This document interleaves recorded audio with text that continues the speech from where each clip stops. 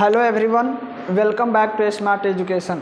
साथियों, आज हम लोग फिर एक डाउट क्वेश्चन को सॉल्व करने वाले हैं और वो डाउट क्वेश्चन जो है वो है डिफरेंशियल इक्वेशन का। तो आइए दोस्तों उस क्वेश्चन को सॉल्व करते हैं। वो क्वेश्चन है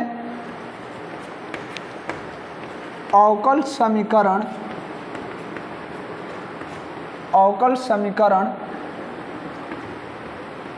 tan y into dy by D X plus tan x equal to cos y into cos square x को सॉल्व करना है, यानी को हल करें।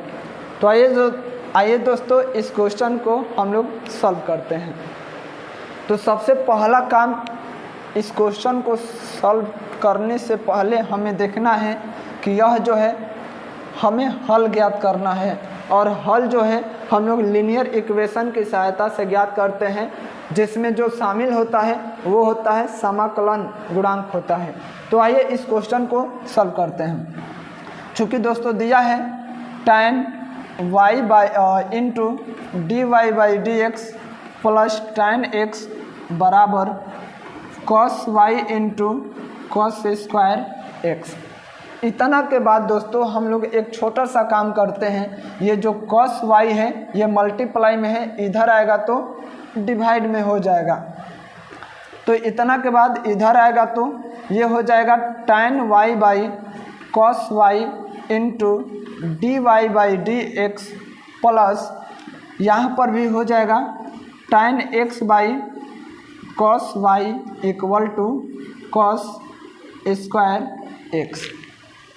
आशा करते हैं ये पहला लाइन जो है आपको समझ में आया होगा।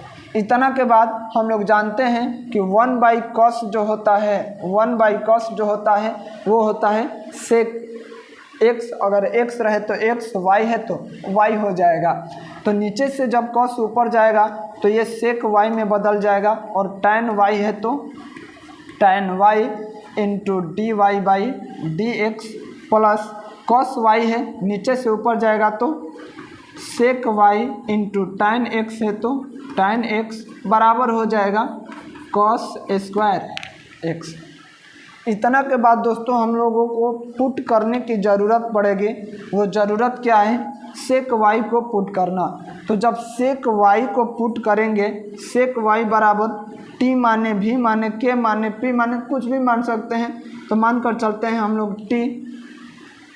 तो जब t माने इसको तो डिफ्रेंशिएट करते हैं, तो differentiate with respect to x, यानी x के सापेक्ष हमको इतना को अवकलन करना है। तो सेक y का जो डिफ्रेंशिएशन होता है वो होता है sec y into tan y into D Y by D X. यानी सेक y का डिफ्रेंशिएशन अगर y के सापेक्ष करें तो sec y into tan y, और y का डिफ्रेंशिएशन x के सापेक्ष करेंगे तो D Y by D X, और बराबर हो जाएगा D T by D X. आशा करते हैं दोस्तों ये लाइन जो है आपको क्लियर हो गया होगा। इतना के बाद इतना के स्थान पर जहाँ पर भी इतना मिलेगा, यानी कि sec y into tan y into D Y by D X बराबर हम लोग लिखेंगे डी टी बटा में डी एक्स। तो दोस्तों यहाँ पर देखिए sec y into tan y into D Y by D X है, तो इतना के स्थान पर हम लोग लिखेंगे डी टी बटा में डी एक्स। तो आइए नाउ इतना के स्थान पर हम लोग इतना लिखते हैं, यानी कि डी टी बाटा में D X plus sec Y बराबर हम लोग लेट किए हैं कितना, तो टी। तो टी इंटू tan एक्स बराबर हो जाएगा cos स्क्वायर एक्स। ये जो दोस्तों हुआ हमारा एक लीनियर इक्वेशन के फॉर्मेट में आ गया। तो जब लीनियर इक्वेशन में कोई भी अवकल समीकरण होता है तो उसमें जो होता है यहाँ पर t है, तो जो t का गुणांक होता है उसको हम लोग p मानते हैं, यानी कि p बराबर हो जाएगा tan x, और q बराबर जो होगा वो हो जाएगा cos स्क्वायर x। इतना के बाद आपको ध्यान देना है कि जो IF होता है, इंटीग्रेटिंग फैक्टर जो होता है, IF बराबर जो होता है वो होता है e के पावर इंटीग्रेशन PDX। e के पावर इंटीग्रेशन PDX होता है तो p का वैल्यू है tan x। तो p के स्थान पर जब हम tan x रखेंगे तो e के पावर इंटीग्रेशन tan x और dx जो होगा, tan x dx बराबर जो होगा वो हो जाएगा e के power log mod sec x plus log mod sec x हो जाएगा।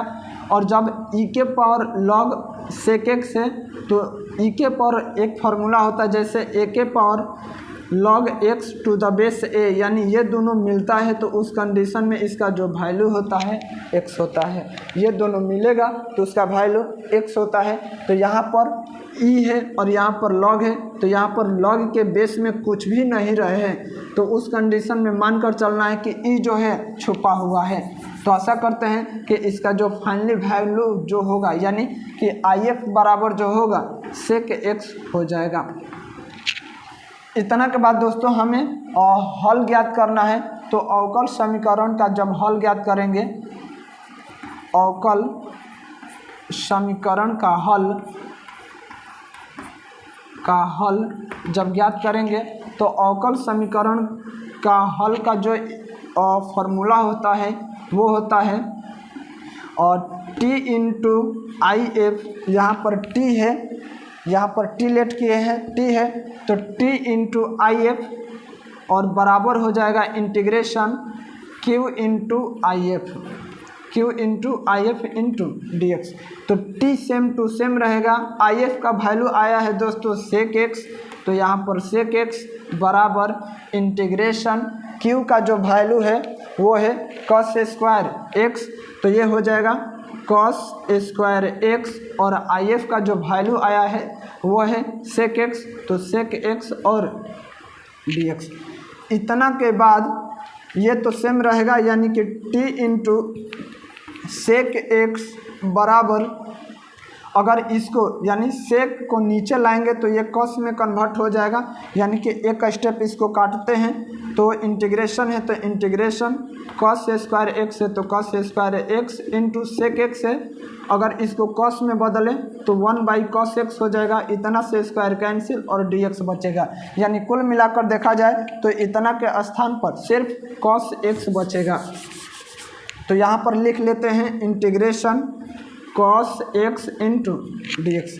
इतना के बाद t इंटू sec x बराबर cos का जो इंटीग्रेशन होता है दोस्तों क्या होता है आप लोग जानते होंगे। तो cos का जो इंटीग्रेशन होता है वो होता है sin x प्लस c, और यही जो है हमारा फाइनल आंसर है। यानी t बराबर यहाँ पर एक लेट किए हैं sec y, तो t के स्थान पर लिख लेते हैं sec y into sec x अब बराबर sin x प्लस c। ये जो है इस अवकल समीकरण का हल है। आशा करते हैं दोस्तों ये क्वेश्चन आपको समझ में आया होगा एंड थैंक्स फॉर वाचिंग।